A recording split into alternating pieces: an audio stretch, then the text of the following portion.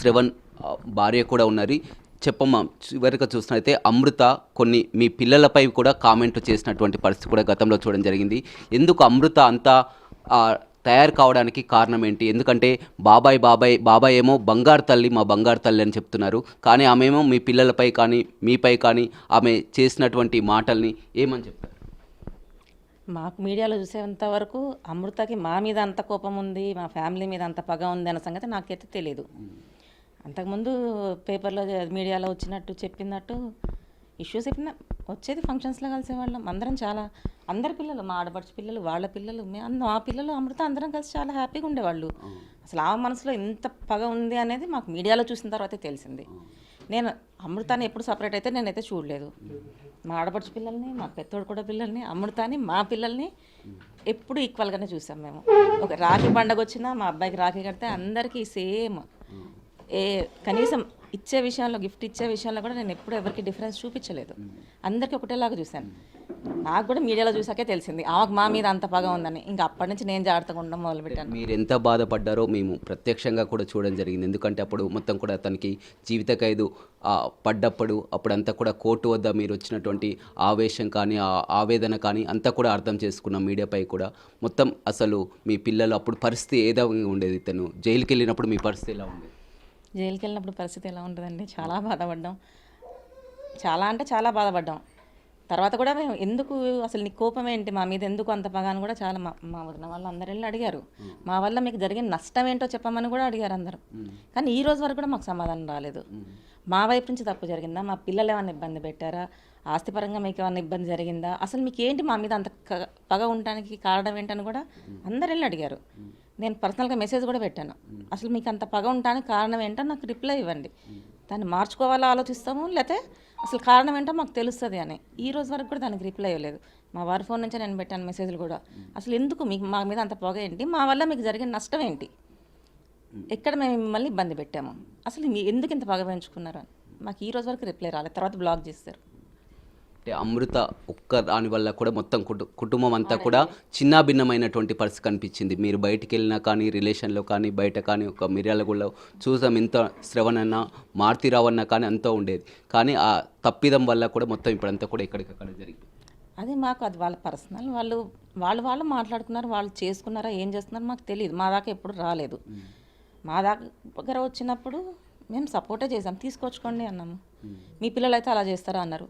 సరే పోనీ కొన్ని రోజులు వదిలేసేయండి అన్నాం. మీ పిల్లలు అయితే మీరు వదిలేస్తారా అన్నారు. దానికి సమాధానం ఎవరైనా ఏం చెప్తారు? ఎవరి పిల్లల డెసిషన్ వాళ్ళకి ఇష్టం.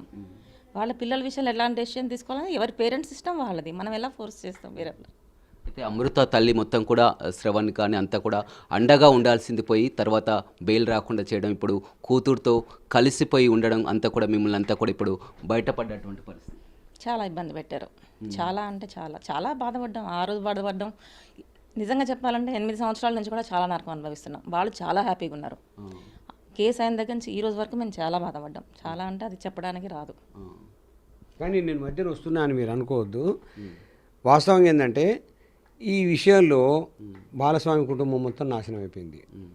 బాలస్వామి కొడుకు పోయిండు, చిన్న కొడుకు. ఆ అబ్బాయి దురదృష్టము, ఈ మర్డర్ జరిగిన ఆ అబ్బాయి ఇక్కడ వచ్చిండు. ఉక్రెయిన్లో యుద్ధం, ఈ రోజు వరకు ఉక్రెయిన్ చక్కబడలేదు. ఆ అబ్బాయి చదువు పాడైపోయింది, కుటుంబం మొత్తం పాడైంది. మారుతురా కుటుంబము మొత్తం పాడు, నా కుటుంబం మొత్తం రోడ్డును పడ్డాం. మా అన్నయ్యని పోగొట్టుకున్నాం మేము, బాలస్వామి కొడుకుని పోగొట్టుకున్నాడు. అన్ని 3 కుటుంబాలు నాశనమైనాయి. దీంట్లో సాధించింది ఏందో నాకు తెలియదు, నాకైతే అర్థం కాలేదు.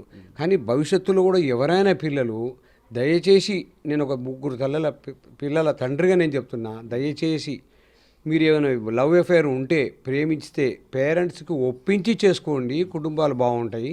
పేరెంట్స్కి ఒప్పించడానికి ప్రయత్నం చేయండి. మేము మేజర్లైనా మా ఇష్టము అని చెప్పని దయచేసి అట్లా ఆలోచించకుండా ఒప్పించి చేయించుకోండి. కానీ చాలా వరకు అప్పుడు ఒక క్వశ్చన్ అయితే రేజ్ అయింది. మొదటగా అప్పుడు ఇన్సిడెంట్ అయినప్పుడు కూడా ఒకవేళ మారుతిరావు సోదరుడు కానీ ఏదైనా చేయాలనుకుంటే కూతుర్ని చేయాలి, కానీ ప్రణయ్ని చేయాల్సినటువంటి కారణం ఏంటి, ప్రణయ్ మీద హక్కు ఏంది, ఏదన్నా ఉంటే కూతుర్ని చంపేయచ్చు, కానీ ఈ విధంగా ప్రణయ్ని ఏ విధంగా చంపారని కూడా అప్పుడు అంత అది తప్పు సార్. ఎవరినైనా సరే, ఎవరిదైనా ప్రాణమే. నాకు నా బిడ్డ ముఖ్యము, బాలస్వామి బిడ్డ ముఖ్యం. ఎవరి ప్రాణం తీయాలనేది ఎవరూ కోరుకోరు, అదంతా ఉత్తదే. మాకు తెలిస్తే ఇంత కాదు, మాకు తెలియకుండా జరిగింది. ఇప్పుడు మేము చెప్పినా సరే ఇది కోర్టు పరిధిలో ఉన్నది, మేము చెప్పినా తప్పు చెప్పినట్టయితే తప్ప, నేనే చెప్తున్నా కదా, నాకు 3 పిల్లల తండ్రిగా బాలస్వామి చాలా నష్టపోయిండు, కొడుకుని పోగొట్టుకున్నాడు, కుటుంబం మొత్తం పాడైంది. ఆ చిన్న పిల్లగాడు, ఆ చిన్న అబ్బాయిది చదువు పాడైపోయింది. ఈ రోజు వరకు నాకు తెలిసి, నాకు ఎక్కడ కూడా నాకు అంత పరిచయం లేదు, ఆ అబ్బాయి ఈ రోజు వరకు ఎక్కడ చదువుతున్నాడు, సెటిల్ అయింది అనేది తెలియదు. ఇది ఎందువల్ల? ఒకళ్ళు చేసిన తప్పిదానికి, ఒకళ్ళు చేసిన ఆలోచనకి కుటుంబాలు మొత్తం పాడైనాయి కదా. ఇది మీరు వేరే కుటుంబాలన్నీ ఆలోచించమని నేను రిక్వెస్ట్ చేస్తున్నా తప్ప నాకు ఎవరి మీద ఆరోపణ లేదు, ఎవరి మీద కోపం లేదు. కాది ఎందుకు చేయాలి సార్? అది ఆఫ్ ద రికార్డు, మీరు అది తప్పనుకోండి ఒప్పనుకోండి దయచేసి. ఎందుకు చేయాలి ఊరేగింపులు? ఎందుకు చేయాలి? మీరు టీచర్లు లేకపోతే ఇవన్నీ ఎందుకు, ప్రీ వెడ్డింగ్ షూట్లు ఎందుకు చేయాలి? ఈడ పుట్టి పెరిగినాము, పేరెంట్స్ పంపించకుండా వీడియోలు వేయకుండా ఉంటే మంచిగా ఉండేది. పేరెంట్స్కి కడుపు మసిలిపోతుంది కదా. ఎవరైనా చెప్తారండి, చట్టం ఉంటుంది, చట్ట పరిధిలో వాళ్ళు చేసుకుంటారు, మేజర్లు ఉంటే చేసుకుంటారు అని ఎవరైనా చెప్తారు. కానీ తన పిల్లల కాడికి వచ్చే వరకు ఎవ్వరు కూడా ఒప్పుకోరు, ఏ తల్లిదండ్రులు కూడా